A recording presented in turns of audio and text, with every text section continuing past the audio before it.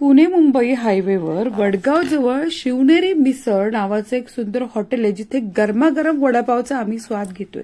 तुम्ही म्हणाल त्यात नवीन काय, पण याची जी चव आहे ना ती इतकी भारी आणि भन्नाट आहे की खातच राहावीशी वाटते। बरं, फक्त वडापाव मिरची सोबतच नाही बरं का, 4 चटण्या सुद्धा ते देतात। हिरवी चटणी, आंबट चटणी, तिखट चटणी आणि ठेचा तुम्ही खातच राहाल असा आहे।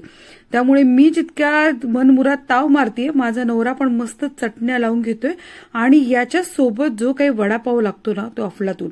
आता तिखट तोंड झाल्यावर बायकोला थोडा मस्का लावायला मस्का पाव माझ्या नवऱ्यानं मागवलाय आणि त्याची चव जेव्हा मी पाहिली तेव्हा असं वाटलं की वाह, काय सुंदर चवीचा हा बन मस्का आहे, तुम्ही खातच राहाल।